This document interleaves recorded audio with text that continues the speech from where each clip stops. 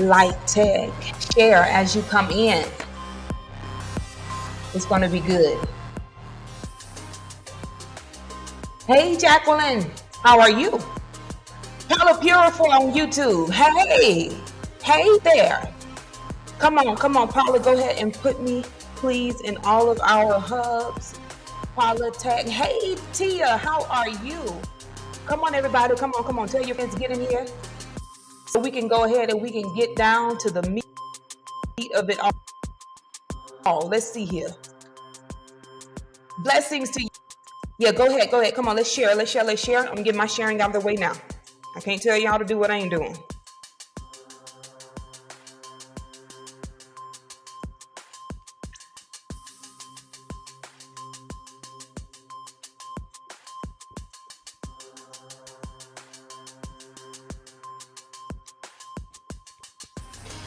Hey there, Elder Dent.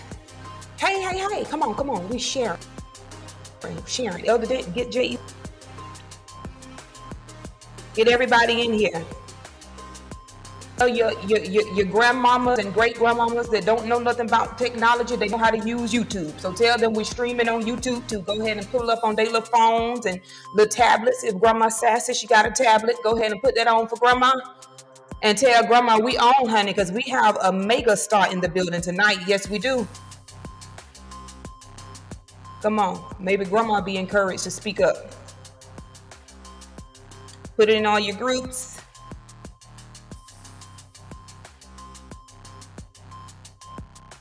I'm putting it in all of mine.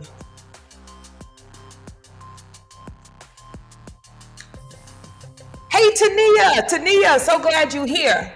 Y'all know Tania is my assistant manager and coordinator, and she's our BTS specialist. So Tania, you're not here to do BTS tonight, but you can put this everywhere. So go ahead and do that. We're still working. Just because you ain't right here and we ain't on set, you're still working. Come on here. Hey, Lauren. Hey, Shanika. Hey, everybody, like, tag, and share. We're finna go ahead and get started. Hey, Courtney. My daughter, Courtney, and my manager. Hey, April. Hey. God is calling me higher. How are you? God bless you too. Hey, Kim. Come on, we sharing. Listen, I'm trying to until I feel like we got some shares because sharing is caring.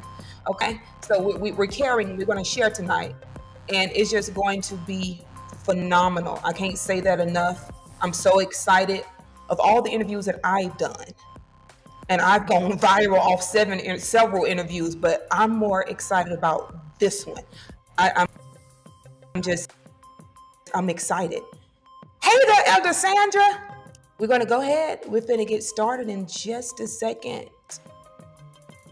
Read the caption, drop your city and state in the chat. You look good too.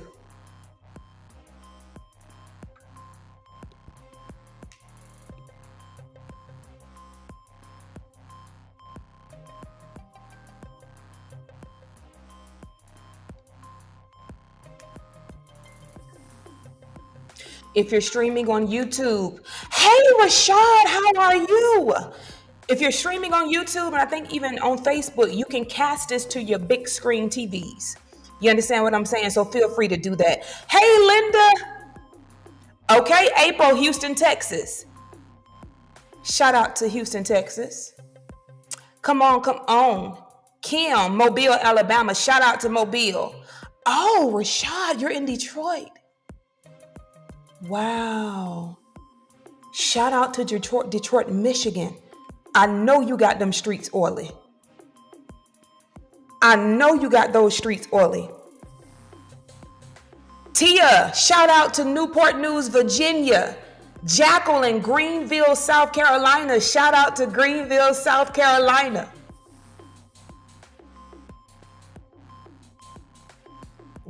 Mobile to Mobile, Alabama. Now, this is my last request that you like, tag, and share. And I'm going to go ahead and I'm going to bring up our guest because we want to go ahead and get into this interview. I know I do because I'm so interested and so eager to hear what it is that she will say and what she would share. Just from speaking with her, she's so transparent. I feel safe calling her sister. God bless you, Tanisha, Phoenix City, Alabama. And so she has a story. She definitely has a story. And I detected no lies in her story. And so for that, that's good enough. I don't know about y'all, but that's good enough for me.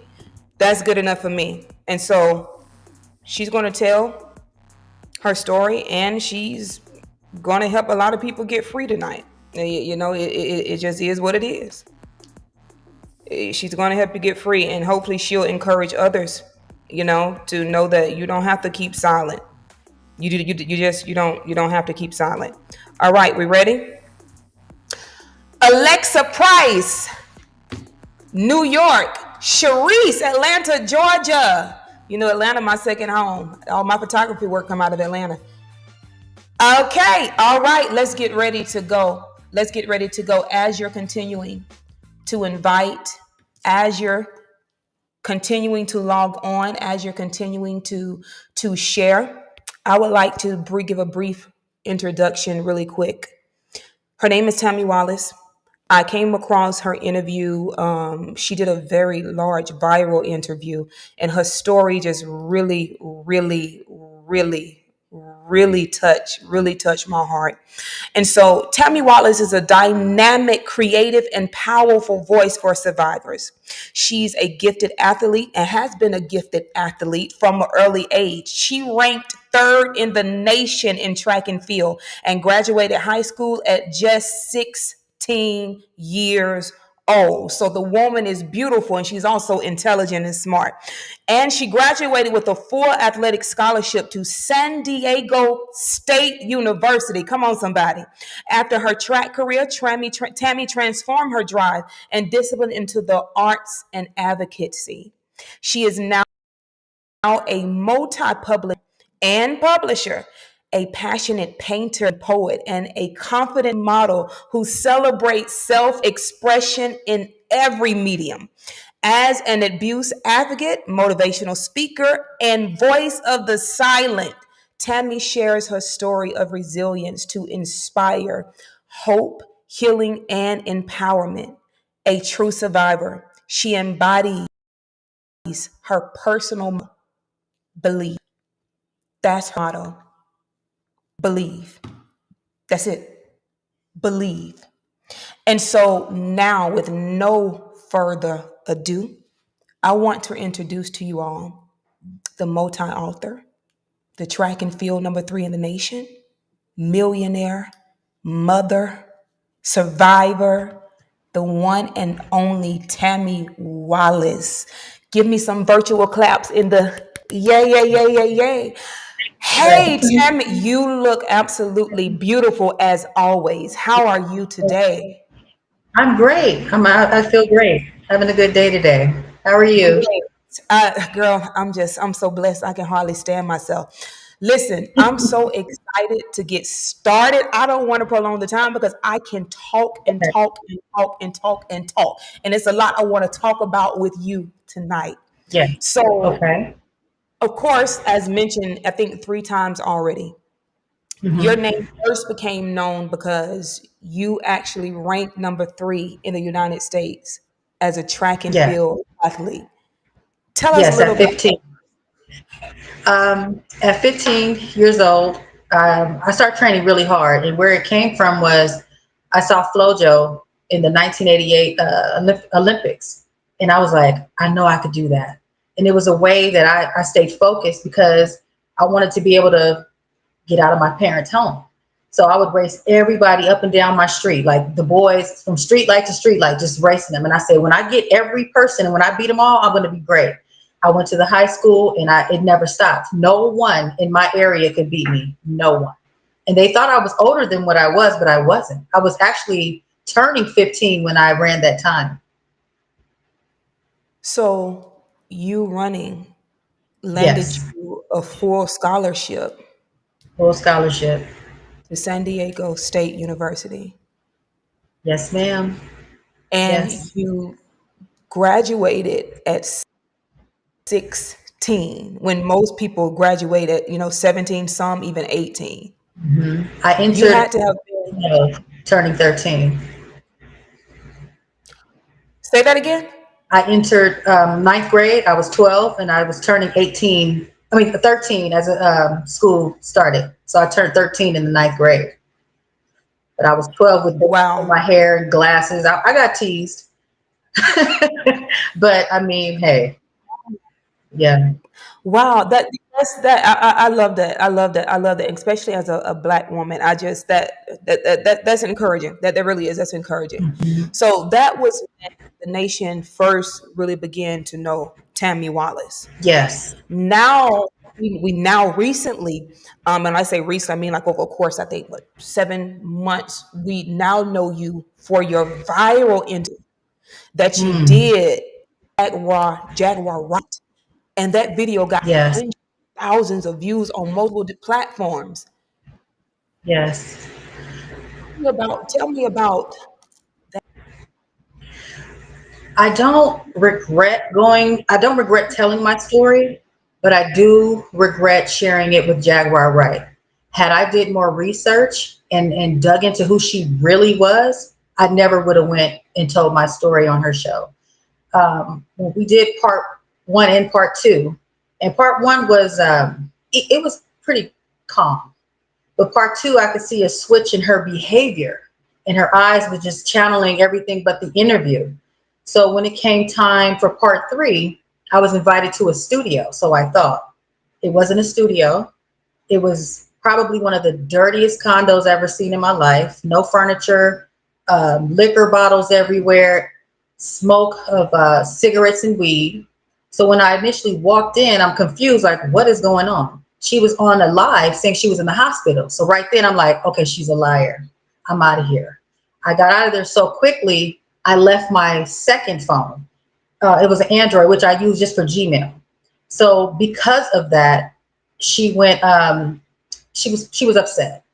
So I contacted her producer. I said, respectfully, thank you guys for allowing me to share my story, but I no longer wish to tape a part three. I don't want any involvement, but thank you very much. I have the text messages to prove it. 2 hours later, I'm kidnapped. She created this fake story that I'm kidnapped, disclosed the year, make, and model of my vehicles, license plate, tell them to look at the borders. I mean, it was just a big mess. My kids were upset. My partner was upset. I was upset. So I kept calling, like, please stop. I called the cops and reported it. She still kept saying I was kidnapped. So after that, I was just like, okay, I'm going to ignore her because she started doing a smear campaign. So I'm like, if you are here to represent women that have been essayed, and then you turn around and abuse them because they tell you no, that makes you no different than the people you talk about. Like, it was traumatic. She calls me everything to this day, everything but my name. And I refuse to degrade her because I'm not here for that. She clearly has mental illness. So that's like playing catch with a person with no arms. They'll never catch it. Jaguar needs help. And I'm not going to call her names and all that stuff. I just think she needs to go get some professional help. And thank you for the interview, but I really regret sharing it on her platform. I do. I'm listening to you speak, and we all know Jaguar is, she's been she's not, she's very, very, very vocal. And Yeah. we know her to be someone that has a very powerful voice, Mhm. in the hip hop Mhm. culture, excited about the industry, Mhm. and and even for Yeah. I'm inclined to ask, are you not afraid of being blackballed, or are you not afraid that possibly she may, respond, or you speak about this, so, and I'm happy you spoke about the kidnap thing, because I heard of that, and I did want to ask you Mhm. about that. So my first Yeah. question is, are you not afraid? And then my second question No, is, you're not afraid. Okay, I see. no. Wow. I'm not afraid because she's a habitual liar, and I don't watch her stuff. Once I found out she lies about a lot, I felt manipulated. Like everything we talked about in part one, She talked about my family gaslighting me, manipulating me, abusing me. She turned around and did the same thing. So when we talked about it and she asked me some questions about my mother and my son, I told the truth. So now you're using that to try to make me look like a bad person. And I already told on myself. I don't keep secrets. Everything that anybody wants to know, I say it. So there's nothing else you can dig up. There's nothing in the phone, Jaguar. She keeps this was 8 months ago. And she Yeah, what was keeps it about your I do remember listening to hearing a narrative about your phone and things in your phone that Jaguar, it was in her possession, and you left it back, and then you end up getting kidnapped. What's going on with this phone? Because what's going on with um the phone? I always had two phones. iPhone is for my iCloud, my Android was for my Gmail. And I had just got the Android. So there was nothing in the phone, not even contact lists, not even pictures. So it's funny to me that she keeps going around calling me the B word and I'm going to expose your phone. I welcome it. Go ahead, do it because there's nothing in it. She just, I didn't realize that some of these YouTubers do stuff for likes and content. So I guess she's like in a battle with a bunch of them. So I'm on everybody's channel and it's not funny to me. My story was real. So they're like mocking the situation. It's upsetting. But again, I take the higher role because a lot of them sit up for hours talking about each other. I don't have that time. I have to work with kids. I work and I have a life. So I just let it go. I said, I'm gonna speak of this one more time. Jaguar needs mental help. Thank you for the platform, but you twisted the story. If you want to expose the phone, go ahead. There's nothing in it. And I wish her well. I want her to do better because you can't keep tearing down people. She needs help. Are you? It's upsetting. And it hurts my heart because I know your spirit. You know, I haven't known you my whole life, but I know your spirit. Do you feel that Mhm. was this triggered? Did this all start because you tell us about? You said you agreed to do a 3-part series interview. Yes. I saw the first one, and I saw part of Yes. the second one. And the reason I didn't see the Mhm. third one, obviously, because it never happened. So you're saying that you went to the recording area and Yes. And you left, and it was that's what started all of this. yes, it was it looked like a trap house. It just looked like it was dirty, no furniture. It smelled like worse than a casino. It was one purple chair there, empty liquor bottles everywhere, pots and grease everywhere. It was nothing. And I said, this is not safe. And I'm telling you, I got out of there so quick, I left my phone. And she was like, you don't want your phone? No, keep it. Take the SIM card out, you use it, because clearly you need it. I didn't want anything else to do with it. And I have the text messages to prove it. I said, I called her fiance or producer, Odell, sir, please stop. I declined. Thank you very much. I'm safe. I'm not kidnapped. I just left. So how did How I did get that kidnapped if I drove myself? how did I'm that kid sorry? how and when did the you being kidnapped narrative start? Because that's a very serious narrative to Mhm.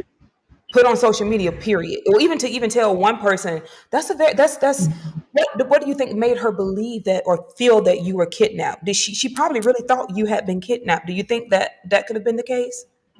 No, because I drove myself. And when I was texting her, it came from my phone. And I called Odell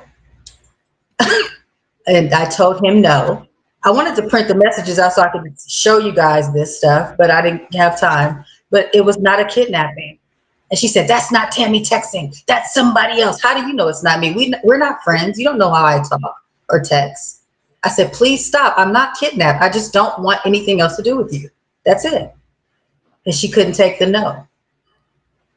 And now 8 months later, she's still talking about it. Now I'm a B word and I'm this and I'm that. And I'm like, this lady, she needs help. And I'm still not going to smear her name because everybody can clearly see she hasn't been a problem.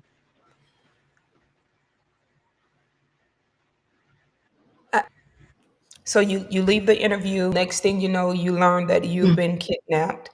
Your phone was Been left kidnapped. behind because you left abruptly. She has the phone. Yes. Um, Yes. is she saying that there are things in the phone? I heard you say that there is nothing in the phone. Oh, there's I'm sorry. nothing in the. I guess she's doing it for likes and clicks or whatever. And I'm like, well, I welcome it. Whatever's in the phone, please show it then, because it was so new. I didn't have any contacts in the phone. Nothing. There was nothing in it. And I'm shocked because I'm like, okay, when I walked in, you said you were at the hospital, which you weren't. And now you're lying on me saying I had stuff in my phone. No, it's not right. It's disgusting. Well, when you say said you at the hospital, would she said she was at the hospital while she was Like she was on a live, like, I'm in the hospital. No, when I walked in her studio, she was on a live and she did like this and she was talking on the live. I wish I could show you. She had on like some pajamas and she was telling everyone she was in the hospital, but she was not. I'm looking dead at her in this studio in Sylmar, California. I said, oh no. Mm-mm, mm-mm. okay. Wow. Yeah. And that's not even the worst of what we have to talk about tonight. Yeah. I'm sorry. I really am, and and it really is kind of heartbreaking for me, because I know that she's helped so many women according to her with her story that she's so like she's I drug would women. advise them not to, they should not do it, because the moment she doesn't get her way, she's gonna try to smear your name and your character and all that. So anybody Well, who wants to come on the show, I wouldn't do it. in relation to what I was referring to, I heard her mention that she was actually one of the people who were dragging women. We're really Mhm. talking about one who has a very renowned voice in the music industry. She's told how she's worked with I think with P Diddy and history. And so, she got her Mhm. mention that she would go and she was getting, dragging women out of these Diddy parties because she felt that they were being hurt and abused. And so for me to hear this tonight, it kind of breaks my Mhm. heart. You know what I mean? It kind of breaks my heart, but I'm sorry that you were subject to that, but I want you to know you're safe here. I need somebody to put in the chat, Thank you're you. safe here. And then that just is what it is. Now, Thank some interviewers, because I've done interviews, they're with you in you. the Hmm. interview. But when they post an Yeah. interview and the comment section get real and it don't work in your favor, the interviewers ain't responding. They only responded to the comments that are Oh, favorable. I want you to know this: right.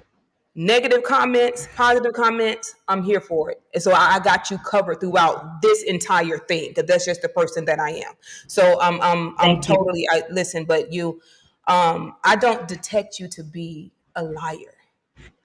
And Hmm. if I did, I would ask probing questions. And I don't detect you as a liar. And so I believe you. Thank And you. and so we're so now what led you to the Jaguar right platform? Your experiences. I know, where did this all start for you? I know, tell me about tell me about what happened when you were on scholarship Hmm. and when you are active in your track and field career, because a situation happened out of that really really changed the trajectory of your entire life, literally. Yeah. Can Yeah. you tell us about that? Sure.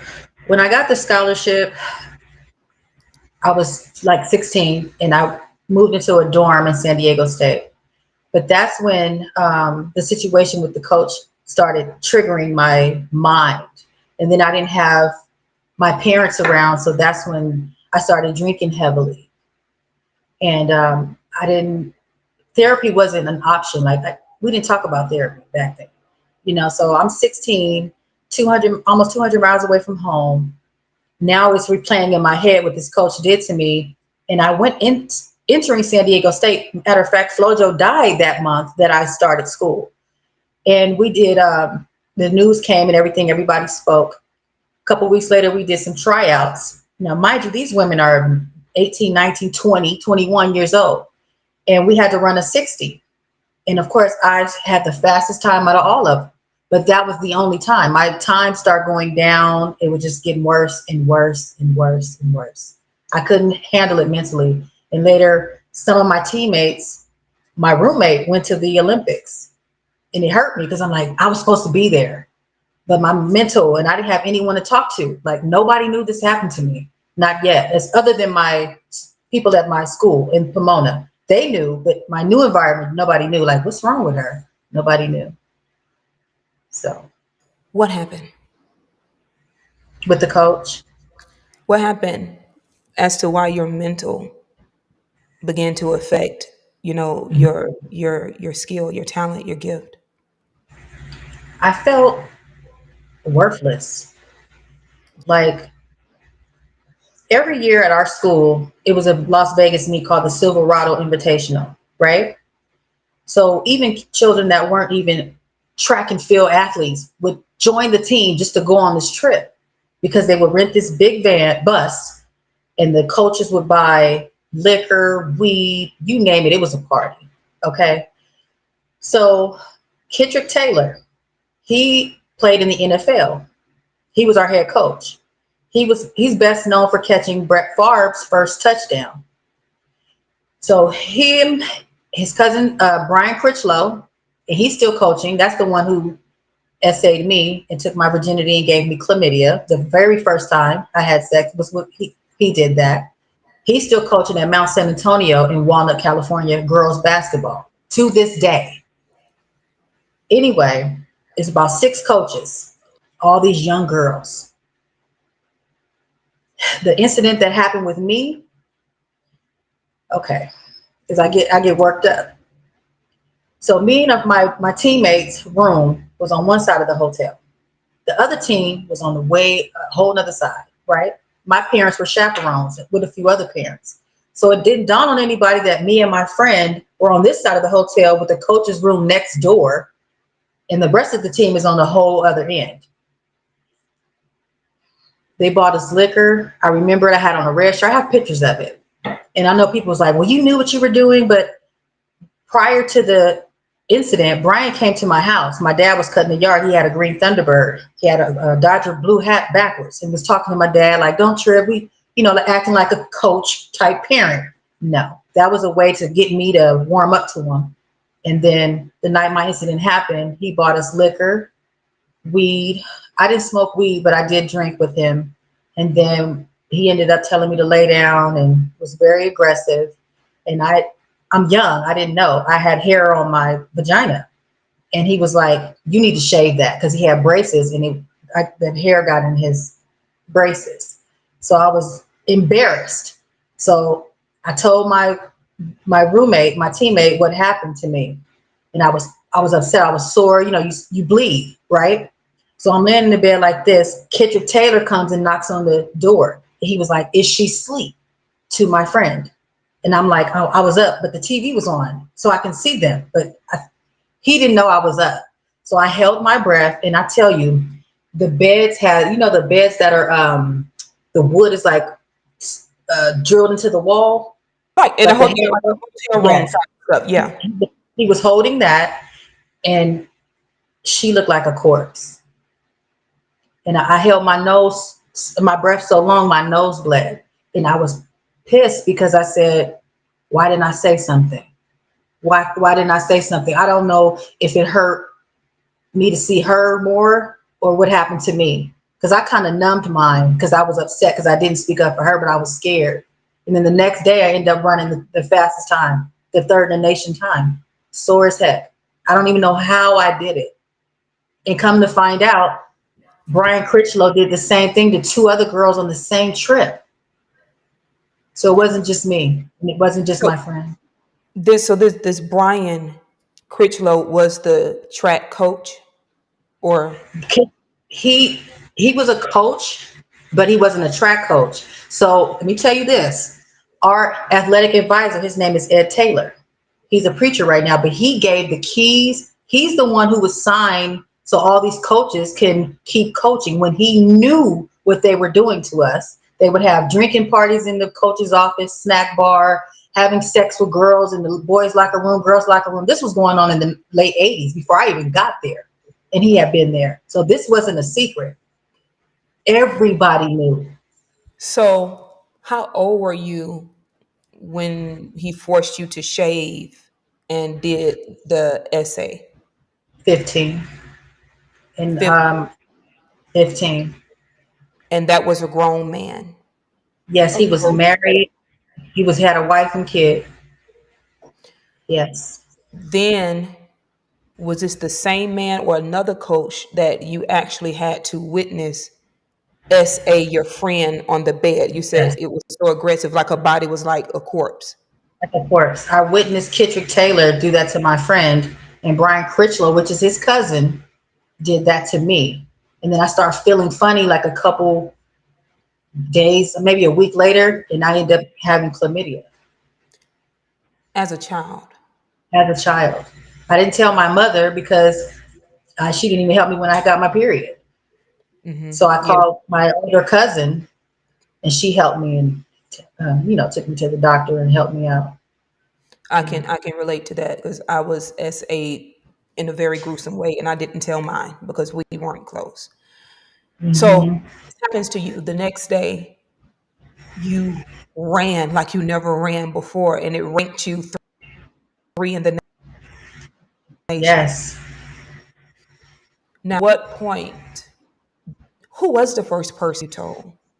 How did you tell, and why did you my decide to tell?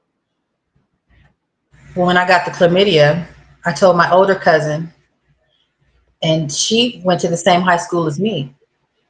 So the coach Kittrick that I seen that I witnessed my friend having the like a corpse, he did the same thing to her. And then So they were Brian, the one that just did they had just been yes, SAing multiple little girls. yes, And I yes. heard you say a few minutes ago that he's still coaching. Brian Critchlow is still coaching. I'm trying my best to get him away from kids, and he's still coaching. They're well aware. If you go on Google, it'll say Mount San Antonio is aware that he.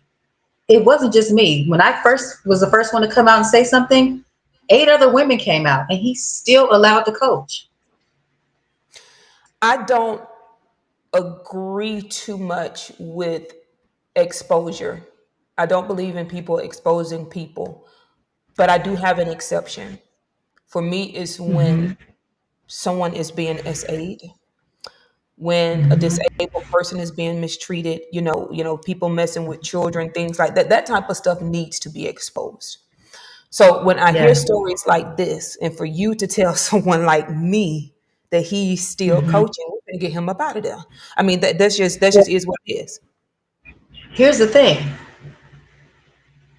I was so messed up because I'm young. I thought I had AIDS. Okay. My cousin was like, "No, you all right?"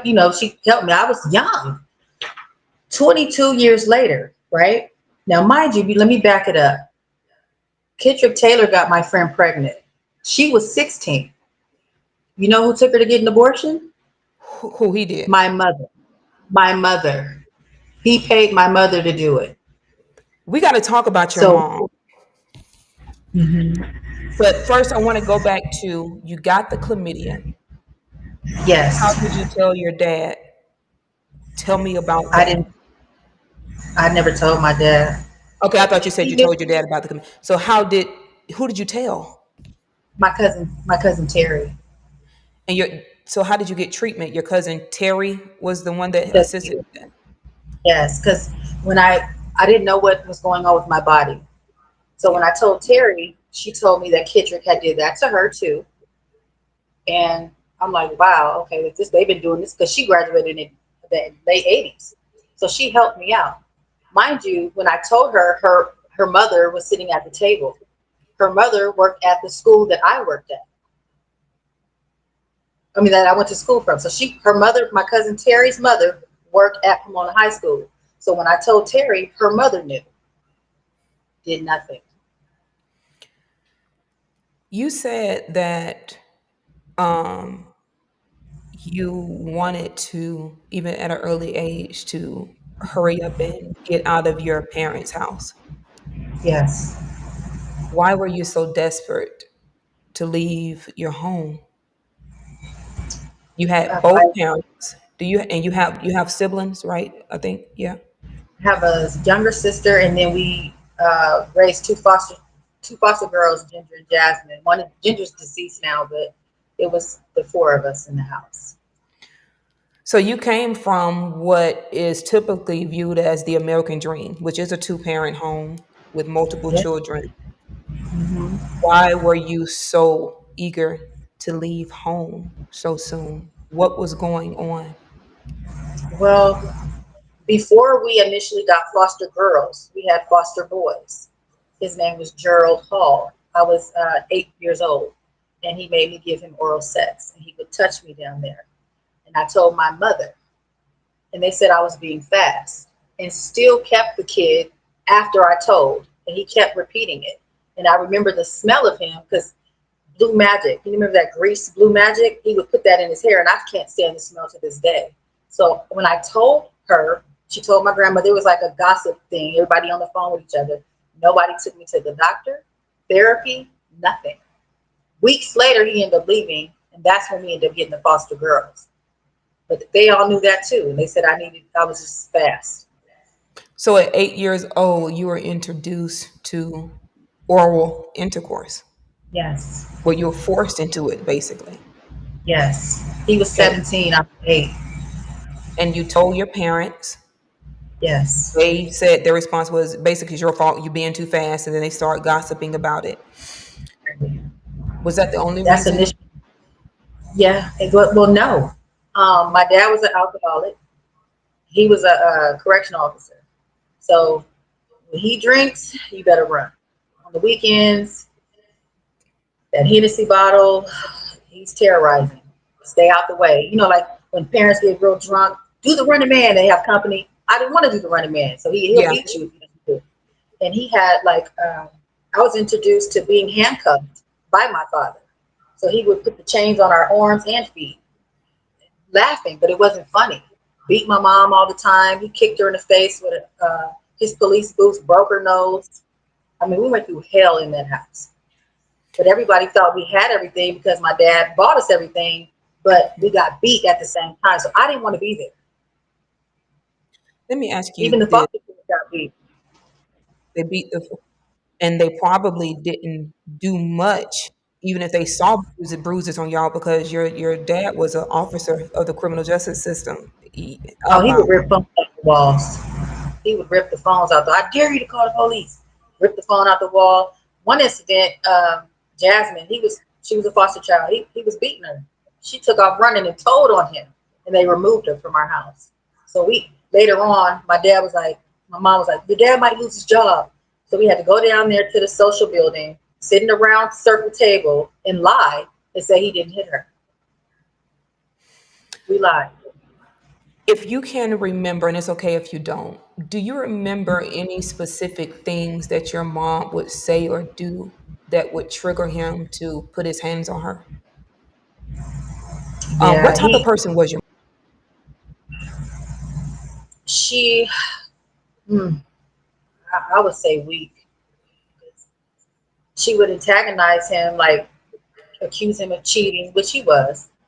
Um, all kind of stuff. When he get drunk, she would just follow him around, have her sisters follow him around, just weird stuff, and leave notes on his car at his job. I mean, it was just bad. It was bad. And he would come home, and she would. I remember one incident. I got to tell you this. My degree came in the mail. Me and my sister were pregnant. We were supposed to go celebrate. You could smell liquor on my dad's breath. We were in an Explorer, my mom's truck. So they're arguing and fighting.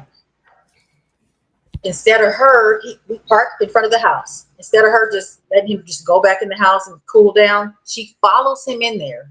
Then we hear screaming. Now I'm 6 months pregnant. My sister's 9 months pregnant. We go in the room. My mom is balled up like this. He just punching her, just getting her. All you heard was. So we get in it. With us getting in it, he started choking me. My sister started hitting him. Then I ended up going into labor. So I had to go get rushed to Kaiser. They put me on Tributaline. And I was married at the time, and my husband did nothing. Yeah, this is We got to dance. You have. That's why I had to have you here. Because your whole life, it's as if, and I don't believe in this phrase, but when I hear stories like yours, it makes me understand why someone came up with this phrase. It's like, how some people, it's something like they were just dealt a bad hand in life. Like they were born to suffer. They were born to be like they've never had a peaceful season of their life. And when I heard never. your story, yeah, and I hear your story, it's like, God, how much did this girl have to go through? Like and it's really heartbreaking. But I cannot get past the fact that you're still standing. And we I haven't even have cracked to. the surface yet. They don't even know It's what's way up. bad. It's way deeper than this. Yeah. It's I way want deeper. to go ahead. Go ahead.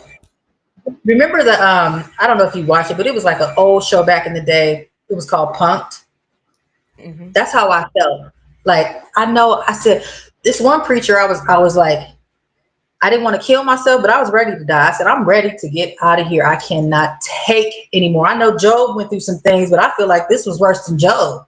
I said, I can't believe this. Why? I said, Lord, why me?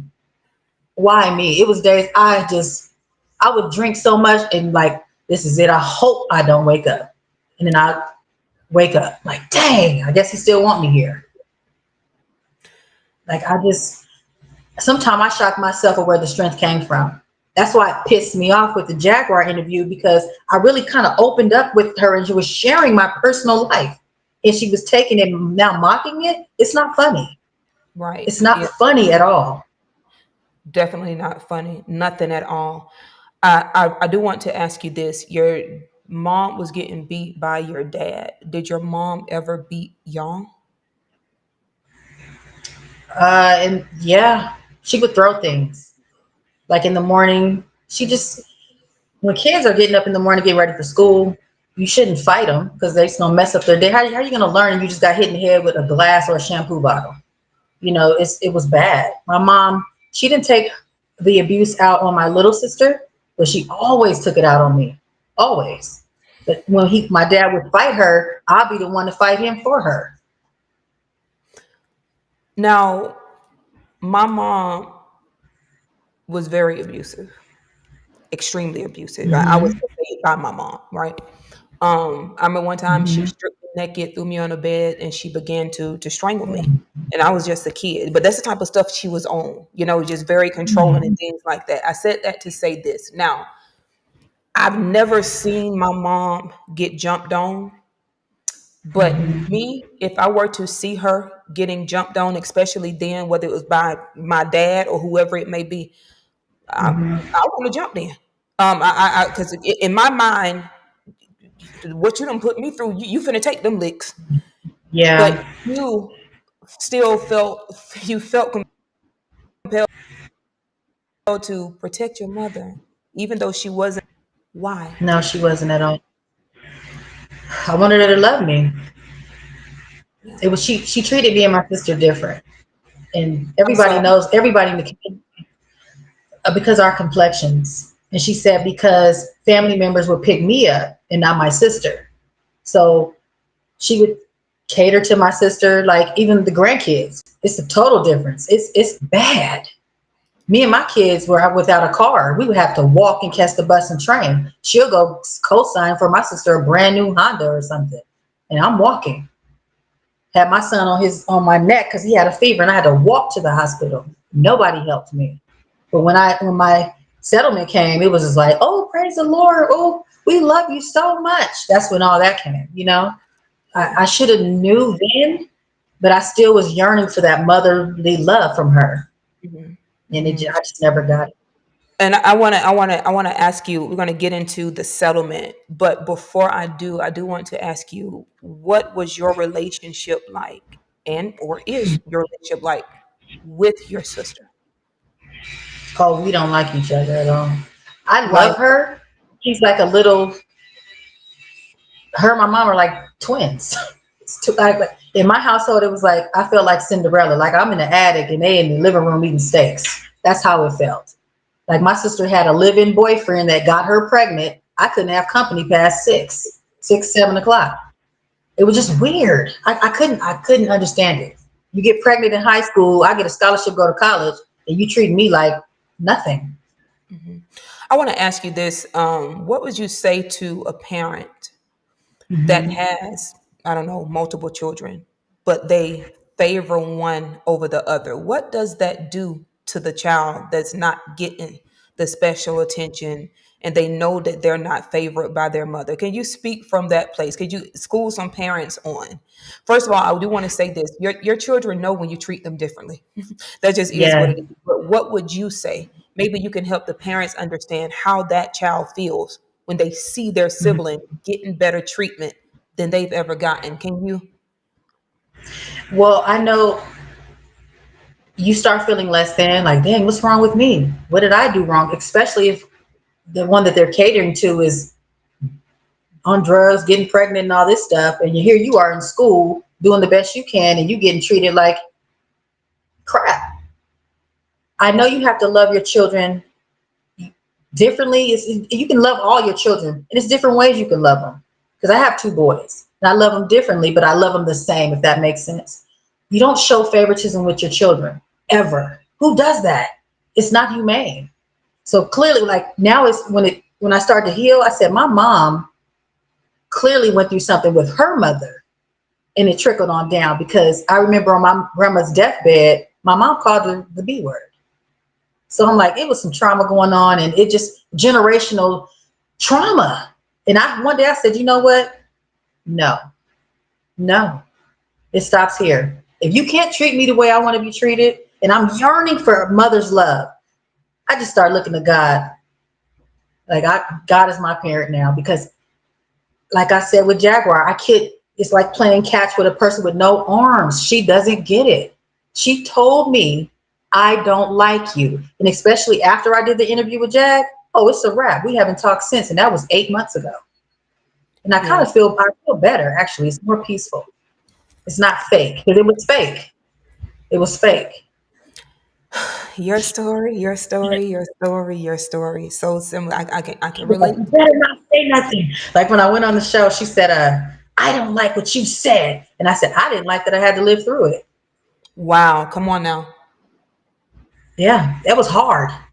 You getting essayed by a coach that my 22 years later, my sister and her father, which is a sheriff, let my niece be coached by the man who essayed me. Who does that? That's why I told. Your sister, and I'm assuming by this time, first of all, how did your family come to know eventually about what had happened to you with this guy that they knew Um, to some degree? my mom knew when it kind of happened because everybody knew. Friends were telling her, yeah, Brian did this to Tammy. And then my friend got pregnant and my mom took her without her parents' permission to get an abortion. She knew. My dad knew. But she was like, don't say nothing because we don't want your dad to lose his job and all this stuff. So we weren't allowed to say anything. So your mom went and really assisted in a child unaliving being unalive. That's basically what it is. Yeah. I remember the receipt. It was $395. And my Guys, friend came back to the abortion and came and ran a track meet. Yeah, I remember everything. I don't normally say this, and I hope that you don't take it the wrong way. I don't normally find where I need to say this, but your mom may have mine beat. She may Yeah. she yeah Oh, she that ain't even half of what she's done. Oh, it's way. yeah. And we're I gonna. just think, whew. I want to get into. I want to get into first of all, how did it make you feel knowing that everyone knew what happened to you? They knew it, whether they Mhm. wanted to deny it or not, or they knew it and they believed it. How did it feel when you learned that your niece was going to sit under the guidance of this same coach that not only Mhm. SA'd you, but many Mhm. girls? How did that, So what happened that time was I started to get emotional. So I said, you know what? I called my sister and my mom. I said, my niece's father is a sheriff. Is he retarded? Why would you guys do this? I was so upset. I committed myself on a 72-hour hold. And I said, I'm going to need some help to deal with this. So I took myself 72-hour hold because I couldn't handle it. And I come back out and she's still playing for him. And I said, wow, so what is it? Well, he's a good coach. He's going to get her a scholarship. But do you think he got her a scholarship? No, no. And she doesn't even talk to me anymore, my niece. Mind you, I did all this for her because the coach was grooming her. She told me things. I said, no, my mama didn't stand up for me, but I'm going to stand up for you, even though your parents won't stand up for you. And that's why I told. And my mom was like, even her dad, you're going to mess up the coaches' lives. It's been 20 something years. Let it go. But when that money came, pray, oh, Lord Jesus, right? I'm not the villain anymore. I'm not crazy. Don't listen to Tammy. She's crazy. I'm not crazy when that money is here. That's what we I'm get going to get good into. again. Right. So Ooh, you have the audacity to do something that not a lot of victims do. I have right. never done. You Mm-hmm. actually took this thing to court. You took Yeah. this SA allegation to court. You won Mm-hmm. in I court. won. Yes. And because you spoke, women began to Mm-hmm. speak up about the same guy. And I don't normally do this, but I feel like I need to. I'm so going to Google this dude and put his picture up on my Facebook page and every place I can to let everybody know, no, stay away from him. Don't talk to him. Keep it hide your daughters. Yes. Because that Yes. but you found the courage and the strength to take this to court and you Mm-hmm. won. Mm-hmm. Tell us how much did you win in this settlement because you were SA'd by this grown man? Just give it a amount, then stop. 1.5 million. She But I won. got less than everybody else who came out. They got more than me.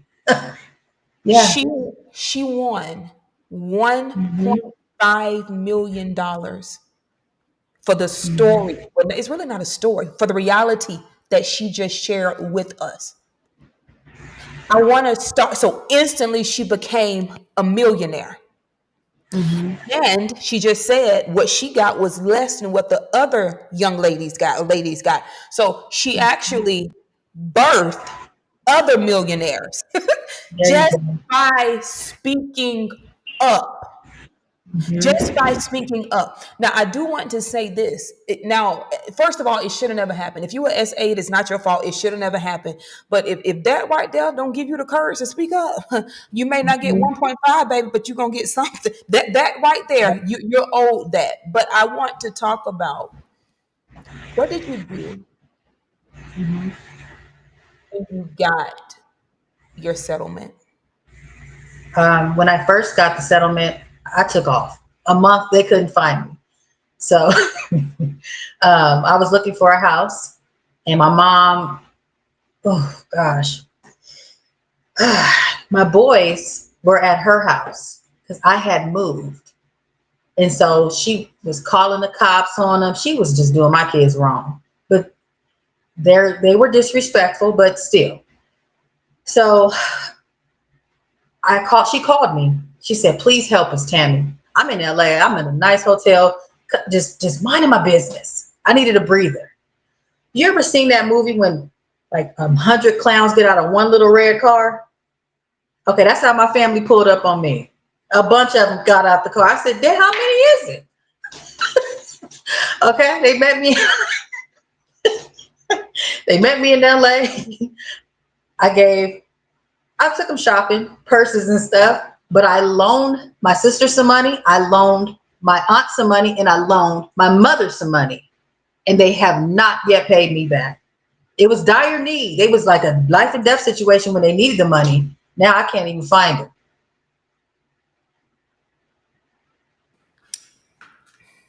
Outside of loaning them the money, did anything else happen with your parents or your siblings when you got your settlement? Yes. I want to ask you this. So My mom was like, when your dad died, she gets his pension and she gets her SSI check every 2 weeks. So So your when daddy he dead. died, he had got a seven. Yeah, my dad's dead, but How you before he felt? How you died, feel when he he got passed? relieved. I'm sorry. I'm supposed to be. I did it Well, baby, because if you because parents are supposed to protect their children, and the way my mom treated me, he allowed it. Yeah, good rest in peace. well, praise the Lord. So, what happened afterwards? You loaned your mom and your sisters money, and then you were about to say something about she got a pension, or So I was buying a house, and my mom said, "Well, why don't you just come here and help me? This is going to be yours anyway when I die." So I'm like, okay, maybe we can fix this. Maybe I can um, win her over with gifts, and my dad is gone, and I can fill in where he left off because he spoiled us. He was just abusive. So I go over there. She was, it's hard for me to look at the furniture. Your dad used to sleep here. So I'm like, okay, we're going to get rid of the couches, beds, got her a new floor, put a nice fence around the pool, redecorated the whole house. But she's telling people, Tammy over here remodeling like it's her house. I'm like, she told me to do this. It was like, I helped her to the point where I should have helped myself first. I didn't help myself first. I helped my family first, and that's where I messed up. So here I am thinking, okay, cool. This is our house. Let's do it. My son comes over one evening. I don't like people laying on my floors, right? I'm like, huh? So my son was like, I'm gonna just leave because if they really don't like her, to be honest, because she did them wrong. So he ended up leaving. I said, I'm gonna follow him out because I'm gonna make sure he has gas and I'm gonna come on back and go to sleep. So when I come back, my mom is, you dyke B word. She's been calling me dyke B's my whole life. And I said, dang, I done sat up here, bought a Maserati that she could drive, remodeled the whole house, put 50,000 in her bank account, and I'm still a dyke B word, right? I said, all the abuse since I was a kid. I said, say it again. And she said it again. We had cameras all in our house. So I grabbed her. I said, you will stop disrespecting me. I grabbed her by her neck, right? For 23 seconds. And I realized, I'm like, oh, right? It's on camera. I got the whole video. So she went and told everybody I was swinging on her. Well, she swung on me first. It's on camera. I beat her up. I did all this stuff. I did not swing on her one time. So we both calling the cops on each other. She called, I called. She told the cops she can bail out. She bought 9 cars. She bought all this stuff. So my bail went from 25,000 to $2 million, attempted murder charge with a life sentence. I was in jail for 5 months, and in those 5 months, my mom and my sister, 2 of my cars, they signed the pink slips to themselves and took the cars and sold them and forged my signature. I didn't do it. They did it. So I went to my bank and I see all these transactions, $2,000, $2,000, all this money being transferred to my sister's account, right? I get out of jail. Where's the money? House sold. They kept the furniture and everything. I'm like, I'm suing them, right? So I'm on probation now at this point because of my mom, because of the incident we had. I get a lawyer. Ooh, damn, this is so deep. The lawyer that they assigned for me, right? I paid for it because my sister had control over my money while I was in jail. It never gave it back. So the lawyer they hired, her husband, like I said, is a sheriff. He does bailiff work as well. He selected a lawyer he saw. I get out of jail. It's a lady. She ends up crushing on me. The lawyer. This is so messy. I don't even know where to start with that. Anyway, I was suing my mom and my sister. They called my probation officer, said I was threatening to kill them. I hadn't talked to them in months. I had to go back to court or they were going to arrest me. I had to pay 50,000 or they were going to book me for violation of probation. And I hadn't even talked to this lady. She was mad because they got served papers because I was suing them. This is my mother. My probation officer said, yeah, your mom called. I'm like, what? I don't even have her phone number. I have it all documented, so they can't lie. I have every Zelle receipt, every text message, everything they did to me. Everything. Tammy, I want to ask you this. Um, and I don't usually get goosebumps, but I got chill bumps because I just had a quick thought. This stuff started at age 8, Yeah. and it's been an ongoing thing. And then I'm thinking, I can't help thinking about now with the stuff that's going on with Jaguar Wright. Oh, It that's just like seems my like mom. it's none. Yeah, it That's just Bill. seems like it's non-stop for you. You understand what I'm saying? And I'm gonna get to that in a second because I think I have the answer as to why you've endured what you've done. You've endured, but Tim, I want to ask you something. Why in the world would you even agree to buy them a Maserati, remodel a house, help them out? I, I I'm known for being a very loving and forgiving person, but Mhm. me, the most I probably would have gave them was $1,000 each, and that would have been it. That's what But I should something have did. in you, yeah, you have such a pure and just sweet giving heart, and so you still help them again. Why? I did. I just wanted them to love me because it was like, even like with my cousins, right? My grandmother, and she's from Phoenix City, Alabama. She would always say, when I was young, back in my day, I was fine, just like Tammy, right? And all the cousins, even my mom, everybody get like mad. And so I was okay to come to the party to bring the men in. But when they have like a little game night and all that, I was not invited. So I was like, okay, well, maybe if I help them with my money, they'll love me more and respect me more and all that. It just got worse. It got worse. So you were incarcerated because you had basically all you could take from your Yeah, mom. grabbed her. Yeah, And you did what you did. You just said what you did, but she took it a step further, and you actually was basically facing an attempted murder charge. You hmm got out of, you were released. I You was in for basically got out with almost 5 months. 5 months. And It was oh, it was bad, especially around. I was in there on my birthday, Christmas, Thanksgiving. I got out January 21st. I went in August 29th, got out January 21st. And my sister would book these visits so people wouldn't come see me. So I didn't really get visitors. So she would book the visits and not show up so nobody could come.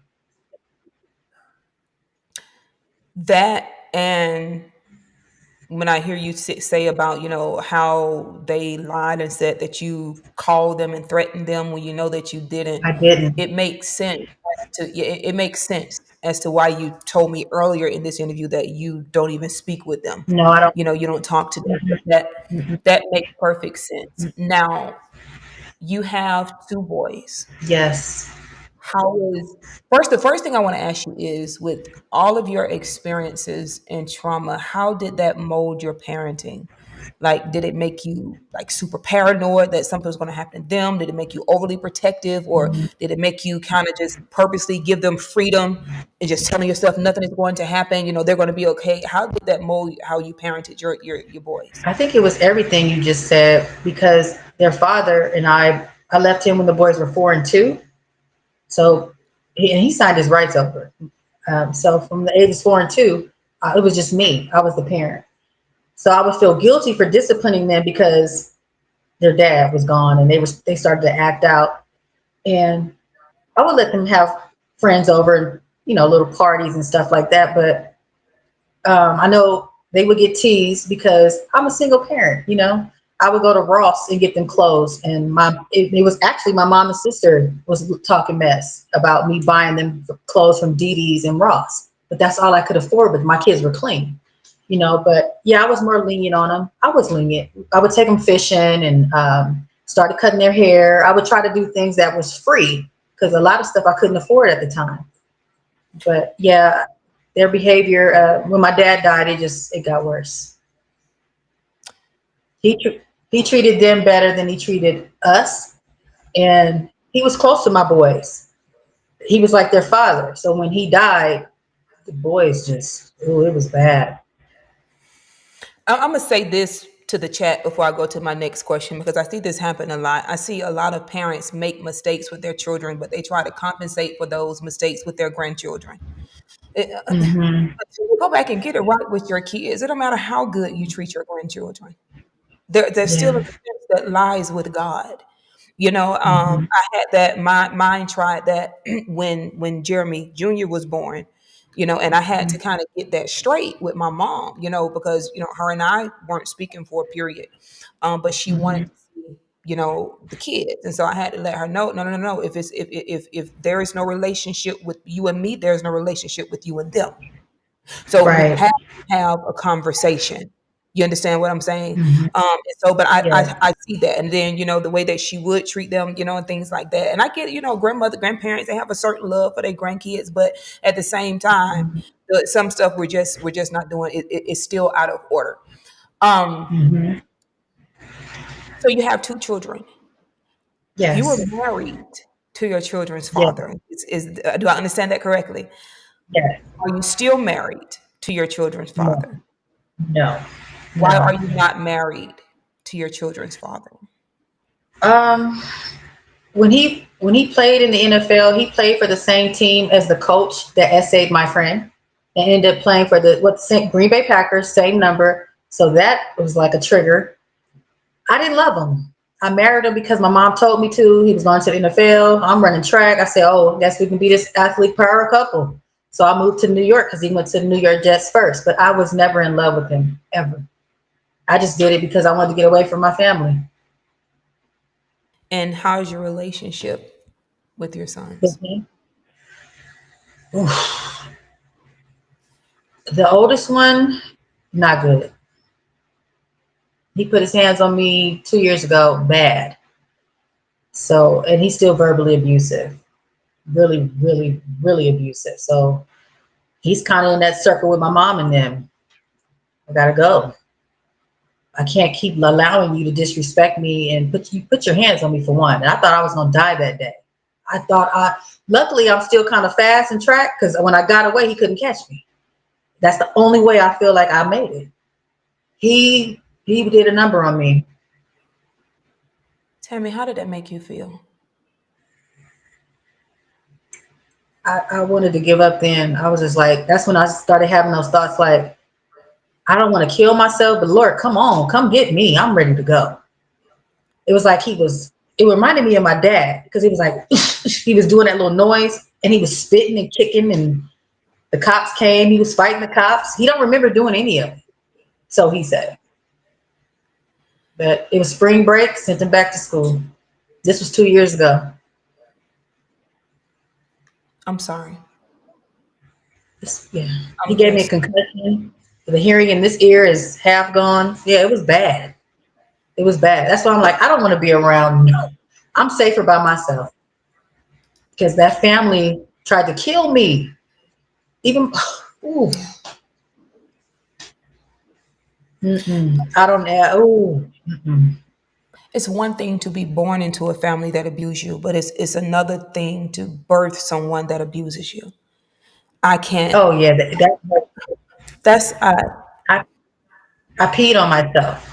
That night I was in the restroom. What happened was he came home from spring break. I said, let's go shoot some pool. Then we're gonna get something to eat, get some ice cream. So on the way home, we're in the line at McDonald's. And whatever liquor and pills he took hit him right then in the driveway. And I'm driving a stick shift in my Jeep, and he just started punching me in this ear. And I get out, like I'm screaming, get out. So I rushed home so I could pack a bag and leave. I told my mom, do not go get him. He's been drinking. He took something and he's like out of his mind. She gets in the car, picks him up. I didn't have time to leave. And he attacked me. I fell on the floor. I just balled up. I said, dang, I'm gonna die tonight. And I remember peeing on myself. He threw her too. Picked her up, threw her, tore the house up. Took the computer from upstairs, threw it downstairs. He tore it up. So I jetted across the street and we're playing like around the truck. Like you can't, when I got loose and slid under the garage and closed it. And right then the cops came.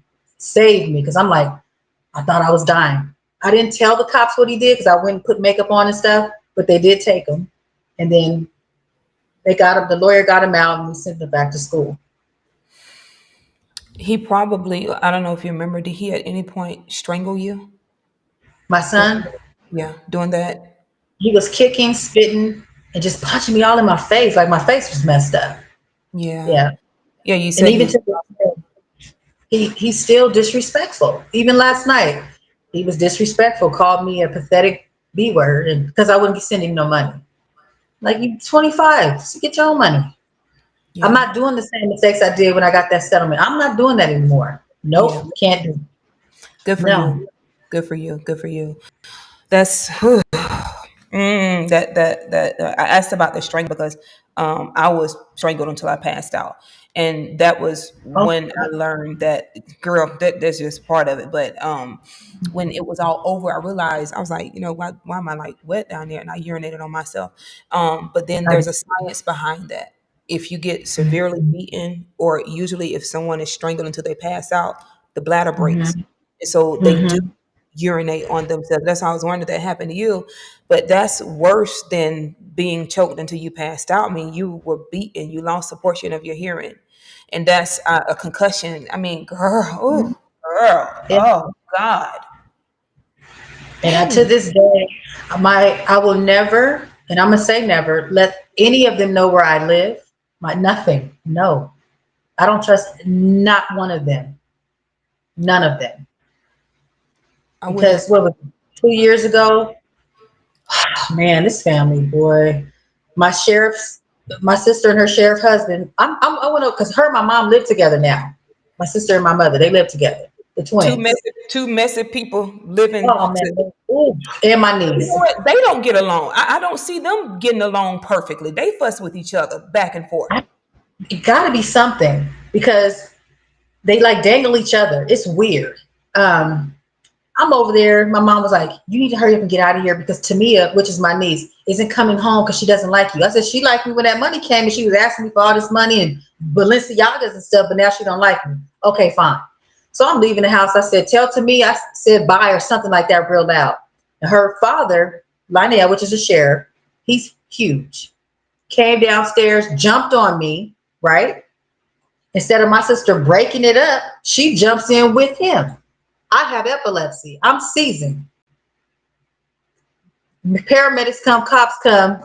Of course, they all team up like a little cult, like I'm the villain again. His stepmom, she's just like my mother. Let them tell it I'm crazy for speaking the truth. But it's just the family is just a mess. And the best thing I did was just not talk to any of them. That's most, the best priceless. I mean, I feel so much better not talking to them because when I look back, they set me up. To me, it was, you don't do people like that at all. These are people that was crying to me, "I'm overdrawn in my account. I got $1. You got a whole husband too. Ask him." But I would help her.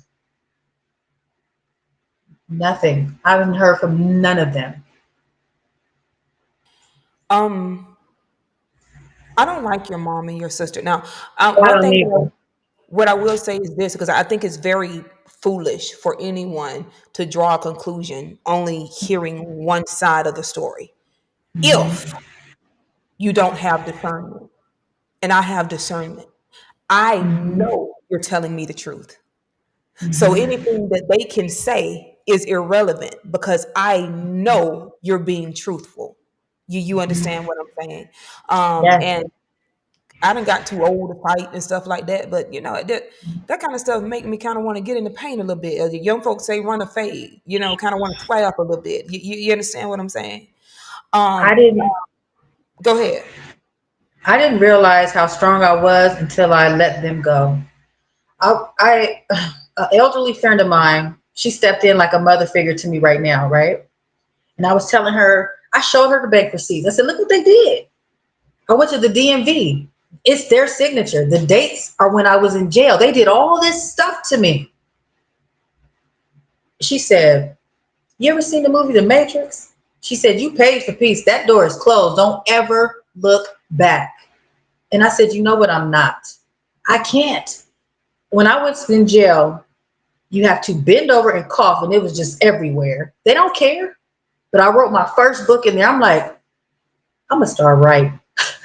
And that's where the author stuff came from. So when I went to jail, I was like, I got rescued because I was able to sleep in jail. I couldn't sleep. My phone kept ringing. My mom's sisters was begging every 5 minutes. Cousins. I had a cousin, my mom's niece. Her and her wife came to visit me in jail. Asked me for $2,000. Okay, let me go to the ATM. How am I gonna get you $2,000? I'm in jail. And never talked to me again. Never heard from her again. This is the one I used to give her kids school money for school clothes and school shoes. Nothing. And I can't lie because I'll go pull out them Zelle receipts and post it. All the money I spent on those people to be treated like that. And I'm the crazy one though, because I'm the one who told that my sister's husband is abusive. I'm the one who told what the coaches did. I'm the one who told what my mama did and the foster kids and my dad. So I'm crazy. Well, then I'll be crazy then. And then the fact that they didn't believe you, but they wanted the benefits of your story. No, no. If you don't Yeah. believe me, you don't get the benefits. See, the benefits was the Yeah. seven. And so your heart is just like gold. But I can tell you this: there are more for you than there are against you. Because Thank when you. I look at I'm telling you what I know. When I look at the reactions to your story, you have won America's heart. You've Mm. won America's heart, girl. You've won America's heart. And even now with this stuff going on, because I did a little research today, I've heard people make videos in your defense. I know they do. They do. In your defense, little Tammy Right. Wallace, and they're With me. standing up against this Mhm. giant in the culture on your Mhm. defense. Yes. What would you say to that? It feels good, honestly, because finally I hear some good news. Finally, somebody's sticking up for me, and I don't even know these people. That's what feels good. It Absolutely. feels good that I that money all of us were awarded. It may have shut them up, but it didn't shut me up. It's just I'm just starting. These men are still out here free, and they're still coaching. That money is not going to shut me up. I'm gonna keep talking. I'm gonna keep writing books about it. It's just gonna keep until I can't no more. So when it feels good. Like, wow, this is really amazing. Like I'm not fighting for nothing. I want to tell the chat one way that you can identify a real victim or someone who's been a real victim Hmm. is how they respond to the possibility of it happening to someone else. That's how you know someone is not lying about being victimized. Because Hmm. earlier you said, and I think you even said it in one of your interviews, I heard you say, yeah, I heard you say in one of the interviews, you said, I cannot sleep at night knowing that he is still around girls. Yes. Yeah. Only victims who are now survivors think that way. Hmm. And then for you to tell me that just because you got the settlement, that doesn't mean that you're going to be silenced because No, the job you're is not. not here. Yeah, and what I think what the people need to know is that you're not speaking out to really, at his demise or sabotage him, even though his reputation is what it is. But you're really speaking out first so that this doesn't happen to other girls. Yes. Only It's true survivors do that. true because when you grow up in a family like mine that will sit and break bread with a child molester, I am cut different, even though we all have the same blood. Some of us are our mothers and sisters, mothers, our aunties, whatever. They all sit at a table and break bread with people they know molest children. Like my cousin that they went to her house for Christmas when they know what she did to my son. But you guys all want to go over here like it's okay? It's not okay. They welcome it. I don't. So I'll be the crazy one over here by myself, and you nasty stay over here. I don't want to. I don't want nothing to do with them. I can't. How dare I? Nobody's stand up for something, or you'll fall for anything. You can't stand up. It took me a while too. I get it. It feels good when you let it out and let it go. When you have a family that's abusive and welcomes child molesters, somebody got to say something, or it's going to continue to go on. I bet you they'll think twice now, because I'm going to say something. And they're all alive, the ones I'm speaking of. Oh, well, you shouldn't have did it. Come on. Come on. Yeah. That's why I said earlier, I feel so safe calling you my sister. And I want you to know this. I'm standing on this same step with you. Thank you. And that just is what it is, you know. And so whatever it is, I'm inserting myself into your situation. I want you to know that not only do I have your back, but I got you covered. I got your front, back, side, whatever it means. I'm not going to let you continue to fight this alone. But I do think that what's happening now is just a very brief preview of where your life is now changing and, you know, and transitioning to, because now, like, you have people who don't even know you. They Mm-mm. like, why are you messing with Tammy Wallace and Tammy Wallace and Tammy Wallace? And they're going Yeah. against someone who has a very powerful voice on your behalf. You You, know, you, that you, was you that's what? it made me laugh because I'm like, you keep speaking negatively about me, and I will not curse you or call you out your name, miss, because I don't operate like you. I'm asking you to get some help. We know you lying. Everybody knows you're lying. I'm not going to engage in a lie for what? Say what you got to say. What was crazy was some of the comments. A lot of the comments were very positive. She don't know that I know. She created fake, whatever you call, what is it? Fake people to leave negative comments, and it's her because they watch my story all the time. I know it's her. It's weird. They stalk me all the time. I just don't engage. I'm not here for that. And even in this interview, you have not called her out of your name. And I'll briefly share this, and then I want to talk about where we can find you on social media and how we can purchase your books. And I want to talk about what's next. Okay. But I went through that season before, and now I currently am. For the past 2 years, I have someone doing what's been done to you now, doing to me. Mhm. And Wow. one individual, she came to me and she said, you know, every time I'm around this person, they always have something to say about Rashida. She said, Mm. but I've never heard you say anything bad about them. Mhm. God showed her my heart, Yes. because I wouldn't result to what it is. Now, that don't mean that they ain't gonna get no paperwork soon in the mail, you know, because I Yeah. have a attorney for things like that. You Mm-hmm. do understand what I'm saying? But I never stooped down to my adversary's level. They're Mm-hmm. gonna have to come up to mine. Yes. You know what I mean? And that's what you have done. And I truly feel that this is going to open up so many new doors for you. We're going to get to that in a second, but I want you to know I got you with this. And see, like, now this is an interview, so in case somebody want to, you know, screenshot something and things like that, what they don't know about me is I can't be bullied. I live for this. I bullies, and so this right here is my kind of Yeah. party. But I got you no matter what's to come by you for you telling your story, because and it's a lot that we can say about that. I don't like the fact that it was put out that you were kidnapped, because here is the thing. I want to talk to the chat real quick. If this lady can tell us about what happened to her at 8, about what happened to her throughout her adolescence, about what happened to her concerning her own son, if she can be honest enough to tell us that she did put her hands around her mom's neck, if this lady I can did. tell us everything that has happened to her and even the things that she has done, if she was kidnapped, she would tell us. Oh, that's something. She would have said that too. Yeah. You know what I mean? And so I think that that's just sickening. But I truly believe that that's a situation that God finna deal with in the worst way. And Yeah. and it's just one of those things where it is what it is. It just is what it is. Is there Hmm. anything else? Because I want to ask you about your books, but is before I get to that, we get ready to close. Is there anything Okay. else that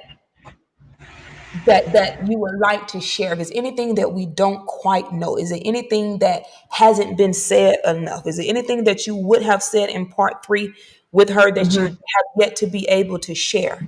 We're here. We got all night. What I want to share is I'm healing. I'm not fully healed. So I do have bad days. I do struggle some days with the past. I do struggle with the fact that my father's deceased. He's 10 years now, and grew up with a mother that never really loved me. I have to deal with that. I have to deal with the fact that I birthed a child that put his hands on me. My youngest son he's pretty mellow. He's chilling. But I have to deal with all this. And it's hard because I'm like, what did I do to deserve this for one? But yet still I don't have any hatred for none of them. And I wanted to hate them all, but I just can't. I wanted to hate them so bad I was mad because I wasn't mad. I can't. That's just what it is. I still like on Sundays. I teach kids at Sunday school, teach them how to read and write books. I still give back. It's not going to stop me. But I do have days where I struggle. I even struggle because sometimes I'm like, dang, I wish I could take me a little shot. I struggle, but I fight through it. I have to keep fighting. Some days I just want a little shot, but I keep rolling. It's the truth. It's some day I battle, but the healing and the peace feels better. I'm not drinking it to numb anything. I'll be drinking if I just want to get drunk. But I'm not drinking, oh, my mom is messed up. You have a shot. No, I don't do that anymore. I used to. I used to get jacked up. I used to be drunk all the time. I'm trying I not to laugh, get, but you are so funny. I guess, well, I'm not going to try to make an assumptions. I'll just ask because I know you have published multiple books, hmm. but you've written children's books. Yes, Why children's books? because that's where the pain started for me. So in my books, all the stories I've written are about me. I just make up characters. That's the way I heal. That's why I write the books. Where can we get access to these books? Amazon. They're all on Amazon, and my link is in my bio on my Instagram. I only have one social media. I don't know how to work the rest of them, so I just have Instagram. But they're all on Amazon, and you just type in Tammy Wallace, and all 16 books will pop up. 16? 16. I published 14 by myself. I had to learn because the publishers want to charge you like 3 grand. I said I can figure this out, and I start figuring it out. And here comes 14 more books. I need everyone in the chat, even if you don't have children, you may have grandchildren. Are all of these children books? I have 12 children books and 3 journals, 4 journals. Let's rack up on these books. I'm going to challenge everyone. I know I'm more than likely going to buy them all, but I want everyone to buy at least 3 books. A journal for The last one yourself. I wrote was called Surviving a Narcissistic Mother. It's a guide to help you get through like having a narcissistic mother. I wrote it and it got published 2 days ago. Yeah. Everyone needs to buy that particular Surviving a Narcissistic Mother. Yes. Let's Yes. everyone let's go first of all. Her Instagram is Tammy Wallace. Is it Tammy Wallace? Anything else? Tammy Wallace underscore 3355. And I need someone, Tania. Tania is my admin. Put that in the chat. Put her Instagram handle in the chat so I can pin that. Would you mind saying it again for us, please? Yes. Tammy Wallace underscore 3355. So we go to her Instagram page, just in case some of y'all act like you can't put a name in Amazon. You go to her Instagram page and you see the link The Yes. price is in, they're definitely going to get it. Yes. So, Yes. um, that ex- you just, I love you. I just love you. I see multi-millions coming to you. Um, Hmm. I see movies being made about you. I see a Ooh, documentary. glad you Yeah, said that because one I is in the do. making. See a Yeah. TV, but a movie is in the making. Hmm. You said a movie is in the making. Bam, right now. Like we're negotiating and doing stuff right now. Tammy Wallace underscore 3355. Yes. Did y'all hear what she just said? Did y'all hear what she just said? Did it's in the it's in the making. But Hmm. I also see you appearing on TV shows as well, some type of TV things. And tell us what's next. Tell us what's next for Tammy Wallace. Um, right now, more healing, more books. I'm gonna start teaching classes on books and paintings, working on the movie, and just take one day at a time because I'm still a work in progress too. I have to overcome years of trauma. So more smiles. What's next for me is peace. I'm enjoying this peace. It's been so peaceful. I'm like, what's going on? I don't hear nothing. That's how peaceful it is. I got scared it was so peaceful.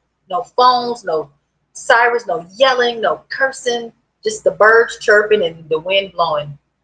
And I'm just sitting here chilling. I've never felt this in my life and I was scared of it because there was no drama. So I was grieving the old me. Like, it's nothing going on, my God. You know, but I'm getting used to my new life. You know, you have this thing about you. And it's unfortunate that it wasn't this way, in previous seasons of your life. But you have this Hmm. thing about you where I feel like people just want to defend you. I know, like for me, like I want to defend you. Like if I could be there with you, I would be your bodyguard. I would never let anyone just mess with you. You just have this type, and you're just so soft spoken. I'm quite sure you have moments of anger and things like that. We all do. We're human, but you just Yeah. have all this calm where you just like. I just like girls. It's like I just want to protect you and say you better not look at her funny. Um, but I'm looking Yeah. at you. I'm looking at you with your diamonds on. I'm looking at the earrings, and I'm looking at the hair, and I'm looking at the beautiful lashes and eyeliner, and the makeup is flawless. And I saw you lift your arms. I saw the rings and the bracelets, and all of it is just You- beautiful. The way you adorn your body is just beautiful and not cheap at all. But you're mhm. so humble. I You're have to so be. humble. Hmm. I can't live my life and be stuck. I wanted to be, I'm telling you, I wanted to be angry. I wanted to go off and fight. So when I do speak up, it's not for like I'm doing it for revenge. I'm doing it to help because I know I'm not the only one with a mother like mine who went through situations like me. I didn't have any protection. So now I have a voice. I'm not going to be quiet. She can't control me anymore. I Amen. control me. I control my reactions. I got out of she controlled me when I got out of character that day and I grabbed her. I was mad at myself for that, but it won't happen again. Yeah, yeah. I have to protect And my peace. yeah, you pretty much had all that you could take. And Yes, I, no I more don't of even know how, yeah, I don't know how I would have responded. But that just goes to show, before I get ready to close here, that just goes to that. show Tammy is very calm spirited, very soft spoken. But you never know what people are dealing with in the moment that you decide to be yourself. You never know Yeah. what someone's breaking point is. And Hmm. that's why I say show kindness to everyone, no matter if you don't like them or not. And I can promise you, her mother thought that she was just going to get the same old Tammy, but she Hmm. had to find out. She had to find out, Yeah. that she was tired and fed up of the abuse. But I one some good things that we can take from this is love anyway. Yeah. You became a millionaire. You literally made Hmm. other millionaires. You still work. Yes. You're a publisher, Yes. an author. You have a movie that's making, and it is indeed in the making. And Yes.